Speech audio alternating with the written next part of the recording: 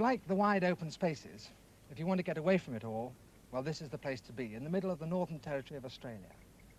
This highway here, the bitumen as they call it, links Alice Springs in the centre of Australia, 600 miles that way, with Darwin on the north coast, which is 400 miles that way.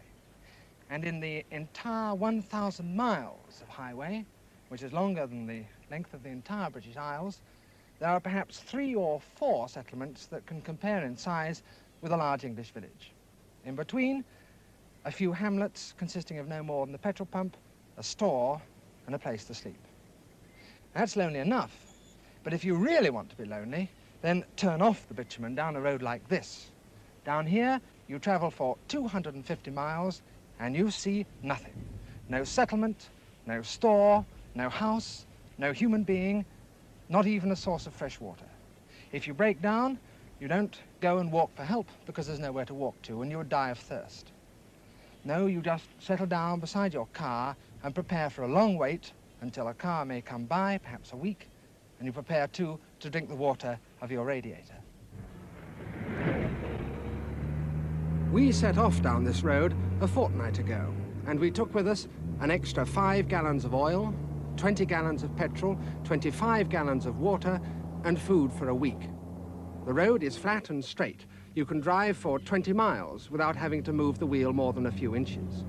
The worst hazard is dust.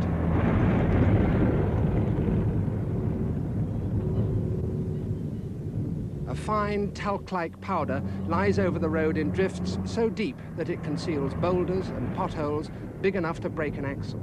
It swirls behind you and filters into the car, covering everything. It sticks in your hair and clogs your eyes and your mouth. It was unpleasant, but not as unpleasant as the thought that if the car broke down and we couldn't repair it, we would be marooned in this wilderness for days and maybe weeks until a passing car could take a message for help. After 250 miles of emptiness, this was the first building we saw. This is Borroloola Hotel.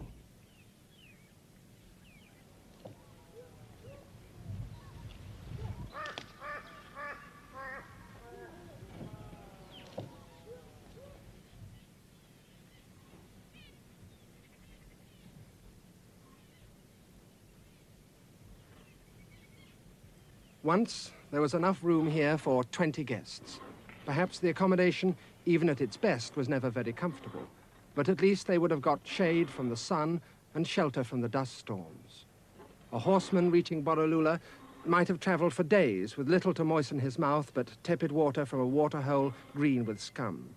Here, he could have got a decent drink. Here, once, he would have found company after days without seeing another human face. Now, the only sound is the wind creaking in the corrugated iron roof. A wind that has already blown down much of the place. From the look of it, another gale will be sufficient to demolish the whole rickety construction. 50 years ago, Borroloola was quite a large settlement, a base from which prospectors and cattlemen set off into the largely unexplored Northern Territory. It stood on the banks of the MacArthur River, up which sailed ships laden with stores, having made the 1,000-mile voyage round the coast from Darwin. Pioneering cattlemen, bringing up herds to establish new stations in the territory, came through Borroloola because there was good fresh water by the river. Here, the drovers stopped and drank the hotel dry. If there was a white flag flying above the pub, then all the drinks were free, for it meant that one of Borroloola's citizens had become a father. At the turn of the century, Borroloola had 2 hotels, 5 stores, and a permanent population of over 50 Europeans. Even more remarkable, there was a library here of nearly 3,000 books. The government sent up surveyors to lay out squares and terraces and divide the desert into building plots. Borroloola seemed certain to grow into a big and prosperous town. But somehow, for some reason, it never happened. Out in the desert, boreholes were drilled for water, and it was no longer essential for the cattle to come by way of Borroloola. New roads were driven through the parched bush, and traffic up the river dwindled. The ox wagons, waiting at Borroloola to take the ship's cargoes and haul them out to the cattle stations, waited in vain. One by one, they rotted until nothing remained of them but the iron hoops of their wheels. In the 1920s and 30s, a few cars came roaring and rattling across the desert, driven by enterprising prospectors. Some managed to return to civilization, but others coughed their way as far as Borroloola and then stopped for good. There was no one here to tackle a major repair. Already, business at the hotel had shriveled to almost nothing. White ants chewed their way through the entire library. Only one volume survives, The Imitation of Christ by Thomas à Kempis. Its title page is still easily legible, but inside the termites have eaten most of the holy man's words. Although gold had been found close by, the claim petered out and the machinery, brought in with enormous labor to sort the ore, was abandoned to rust. Up in the hot hills, the last of the full-time prospectors, sitting alone, shot himself. Life ebbed away from Borroloola, but it never entirely left it. For some, the town was more attractive as a dead shell than it would have been had it grown and flourished. The last keeper of the hotel never left it. He's an Irishman, and his name is Jack Holland. Jack, what brought you first to Borroloola? I heard it was a good place, nice country. Plenty of water holes and springs and ducks and geese. Nice climate. And did you settle down in the place then? No. I stopped one wet here. Joined the library up here and put in about 3 or 4 months reading. Did you? What did you read? All those books in the library. Oh, not them all, but quite a few of them. What sort of thing? Oh, well, they had a complete set, almost a complete set of W. Jacobs, and I like Jacobs. Oh, yeah? And I read all those. Yeah. What else? And also, various other books. I've forgotten them now. I remember reading one medical book. Did you? And after I'd read the medical book, I reckon I suffered with every disease known to man. I liked the place while I was here. And then I had this offer to manage this public house here, yeah, which I did. I took it up and come over this way. Is that a full-time job?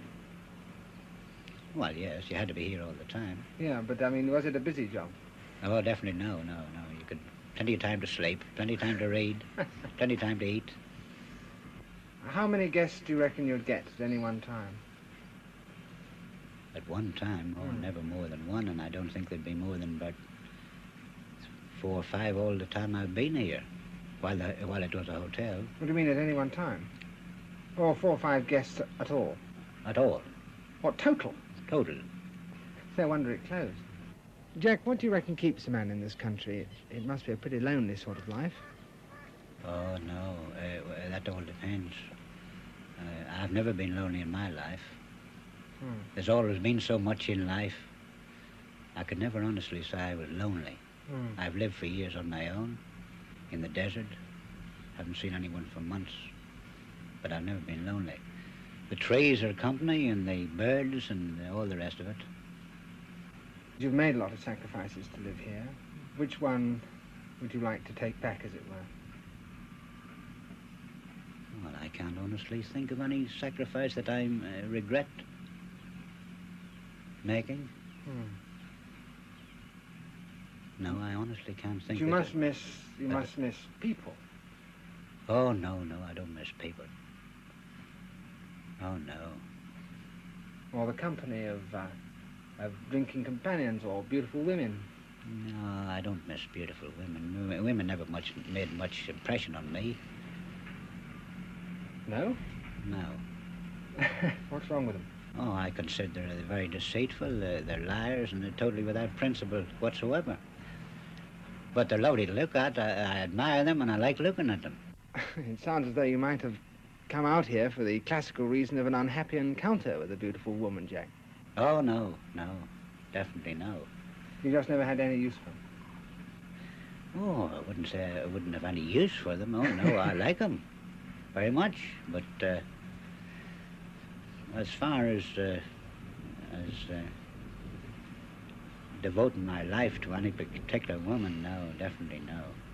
Jack, how do you fill your days? Well, most of the time I'm in the bush. got an old truck there. I make periodic visits out into the scrub, prospecting and... Prospecting? Mm. What are you looking for? Well, I'm supposed to be looking for copper or gold, silver lead or something like that, but I'm looking for contentment mostly. For contentment? Yeah. Of course, the prospector wouldn't admit that, but most of them are doing just that very thing, looking for contentment. Do they find it? I think they do. Do you find it? I find it, yes. Then... I'm still the same as I was when I was 25. I like to see what's over the next hill. Yeah. And that's a reward for life in itself? I consider it is, yes. Yeah. Have you ever found any diamonds or gold or...? Oh, yes, I've found a little bit. I've found a little bit of opal, a little bit of gold, found copper. You ever exploited them? No, I've sent samples away, parcels away, but never did any good, which is typical of most prospectors. Well, isn't that pretty disappointing? Oh, no. No, it would break a man's heart if he did discover anything. What would there be to live for? Nothing. Truly? Well, there's nothing in life. If you have a lot of money, what's good money to you? Well, it can make life comfortable, easy. Yes, well, what are you going to do? Drink it? Give it away to women? Something like that? Buy a few motor cars? A yacht or two or something like that? No, I can see nothing in that. You must have a need for some money. What do you do? Yes, you have to. This life makes it necessary to have a few pound. Well, I get it where I can. Scalping dogs and crocodile hides and... But that way you get enough pounds to sort of buy, what, flour? Flour and tobacco are the main things. Flour, tea, sugar, tobacco, that's the main things. Ammunition, of course. Yeah. But you don't work over hard at it.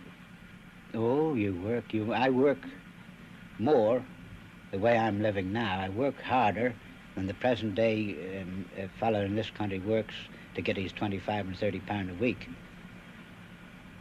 You spend a fair amount of time sitting and thinking, don't you, Jack? Oh, I do a lot of thinking at times, but when you've got to walk 20 miles a day, prospecting, and that's work. Would you describe yourself as a happy, contented man? I should say so. The gods have been very good to me. Yeah. I consider myself a remarkable fella.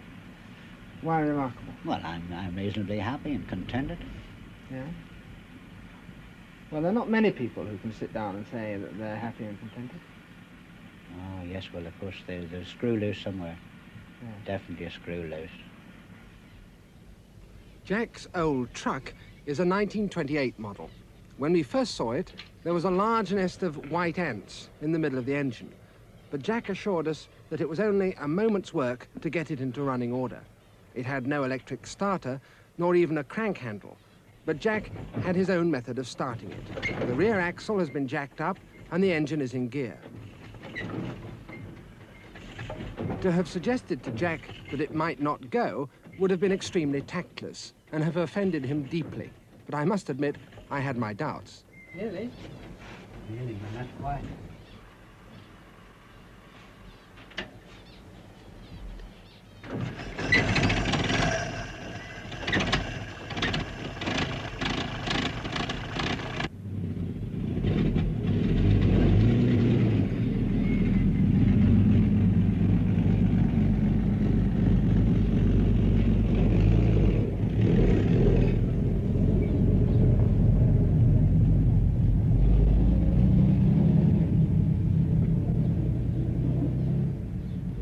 Jack rather prides himself on making his own roads.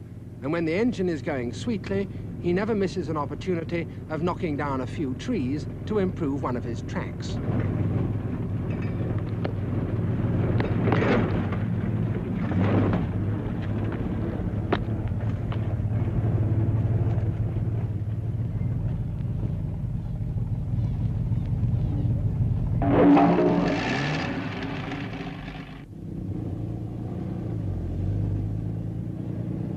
People in the territory say that Jack and his like are mad. They call them hatters or no-hopers. But he's not the only one in Borroloola. Two others live around the decaying remains of the town. One of them has built himself a cabin some 5 miles away from Jack's hotel by the side of a small lagoon. He's known as the Mad Fiddler.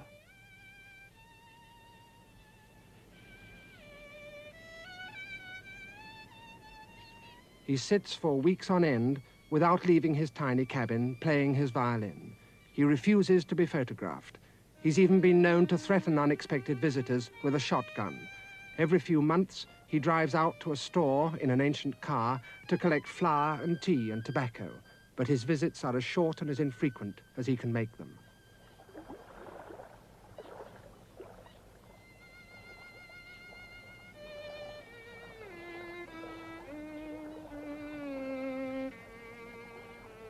There's a story in the territory that he is the titled son of an English aristocratic family. 40 years ago, he told us, he had been an actor in the theatres of the north of England. And when I asked him why he had left, he replied, "I got out of England for England's good." Now, he seeks no company except the birds that haunt his lagoon.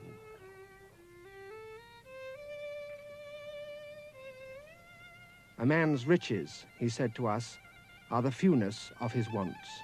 I find all I want in the country around me.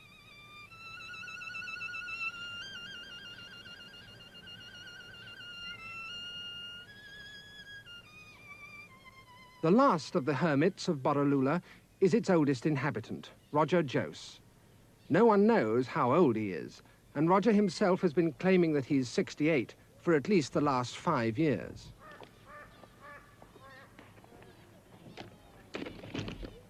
With him lives Biddy, his wife, who catches fish for him in the river and cooks his meals.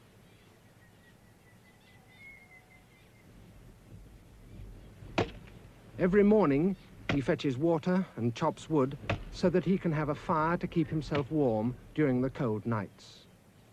His hat was made for him to his own design by Biddy out of the leaves of the pandanus trees that grow nearby. His house is extremely odd. A circular construction of corrugated iron with no windows and only a small opening cut in its side to serve as a door. It must be suffocatingly hot during the heat of the day, but then Roger spends most of his time outside, sitting down by the wall of his extraordinary house, thinking. Roger, this is a rather curious house. What exactly is it? It's a tank, a conservation of rainwater. How many gallons did it hold?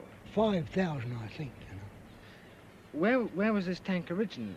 Up there, you can see the base of it now. What, by the hotel? Yes, under that mango tree. Well, what made you shift it? Well, it was crippled, it got badly crippled, and it was no longer in use. You can see where it's been patched. Oh, you see patches stuck onto it in all sorts of cruel and I could make a good dwelling, so I got it off Jackie and brought it down here. When did you first come to Borroloola? About a little later than this, about this time in the storm time. But which year? 1916. Long time ago. What is that? 46 years or so. You're a man who likes solitude, I imagine. Oh, indeed I do. Like, I don't know if it's vanity, I'm very fond of my own company. I never feel lonely. Never? No, well, that would hardly be honest, because I've mostly always had a mate, a female, like and prior to that, I lived in civilization. I got married about 30. Well, I hadn't developed this superiority complex, you know. I found out that I couldn't get any better company than my own by then, you know. And I'd already learned enough off my fellows, have you? Oh, goodness, yeah. So you came out for the wilderness? In a sense, but I'm at bay in a sense. I'm here. This is as far as I can travel. A lot of people, I suppose, would find this loneliness unendurable, Roger, for a long period of time. True enough. Oh, that's obvious. It's overpowering with some men. It would overpower them. It is overpowering, but I doubt it would ever overpower me. But like I said, I'm not an example of complete loneliness, eh? Yeah. Old Biddy, although she's primitive and all that, company. Yes, and the sort I like, she won't argue the point with me. And moreover, not a bit interested in what I've got to say. And Are you seeking loneliness? no, not loneliness. I want you to understand I'm not a bit lonely. You're not. No, oh goodness, no. If you said isolation, well, that'd be slightly different. Yeah, I could say yes. I'm fond of isolation, but I couldn't really talk of loneliness because I don't know what it is. But I gather that some men it's overpowering. Yes. Talk to a stump or anything, eh? Well, I suppose I would in a way.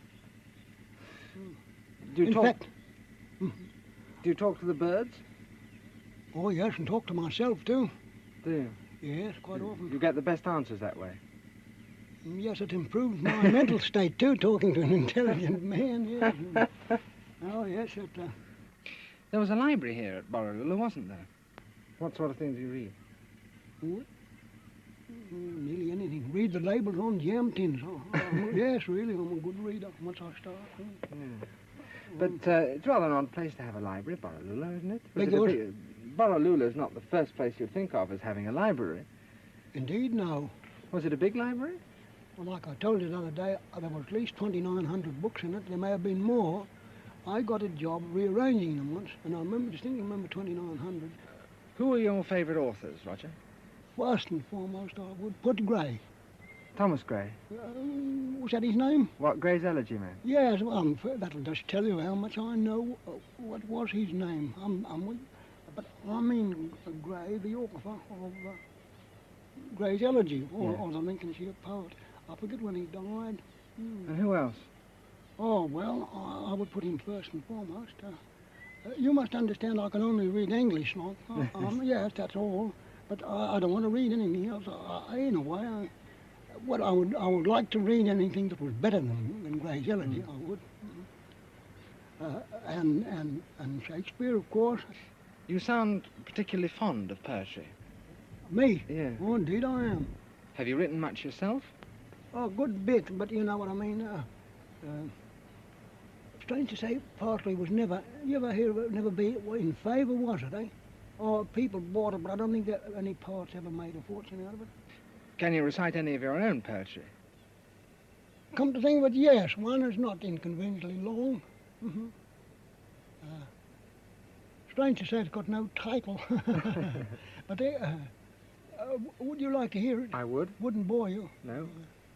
Well, I'll tell you about it. You get a bit of a sight on how I come to write such a weird poem. There was one of the old timers about here called Gaunt, Charlie Gaunt. And he was well up in the, must have been towards 70. He got a bug to write about the early days, raiding the blacks, you know, and shooting them up. Well, I wrote once, I remember writing this. Here, doddering in senile decay, my memory harks blithely away to pink dawns when I'd creep on blacks fast asleep and knock 'em hell west and all of a heap. A bravo just hired to slay. That their weapons could scarcely compare didn't cause me much care, nor the fact that they slept while sheer murder crept, by red embers guided, and no sentinel kept them apprised of the sinister shapes lurking there. And any who are prone to declare this one-sided fight wasn't fair should have seen the bold bids made by women and kids, whom we slew for the benefit of opulent yids, reclining in far Belgrave Square. That'd be a joke if I've got that wrong. Is that a residential area? Yes, that's all Okay. right. The Posh, Belgrave oh, Square is a good, residential area. I couldn't afford to stop, you know. Reclining in fair Belgrave Square. Yeah, well, Roger, it would seem that living out here, your life really couldn't be more simple. What do you live on, for example? What do you eat? well, I live on the simplest kinds of food per force. I would fain eat a bit more of the master's oxen, but I can't get them. Live mainly on tinned beef, damper, oh, not so bad. That damper is flour and water for Yeah, fries. and baking powder. And baking powder. Might as well be without the baking powder. And I could go out and slay a marsupial or one of Master's... Slay a marsupial? Yeah. You mean knock off a roo? Beg yours? Knock mean- off a roo, yes, that's to put it in the best Australian drawing room, best drawing room Australia, yeah. Would you regard yourself as a philosophic man? Oh, yes. Like, I would interpret this way for my convenience then. I surely love wisdom and learning. Oh, goodness, yeah. Above all things. What do you regard as the greatest reward that comes from living this rather harsh life? Harsh and lonely out here in Borroloola. People wouldn't understand. I think one of the great advantages about living here, I've been accused of thinking too much, like if you could think too much, eh? What is a man frightened of? That he'll uncover things in his thought or what? But keen sense of values of what really matters. And what does matter? Peace. And, yeah, peace, I suppose. And nearness, like you mightn't believe this, you might think I'm piling it on. But I'm a very religious man, you know. And this, you said, do I feel lonely? Oh, why should I feel lonely? With God. And men like the immortal Bill and Gray and old Omar. Why should I feel lonely?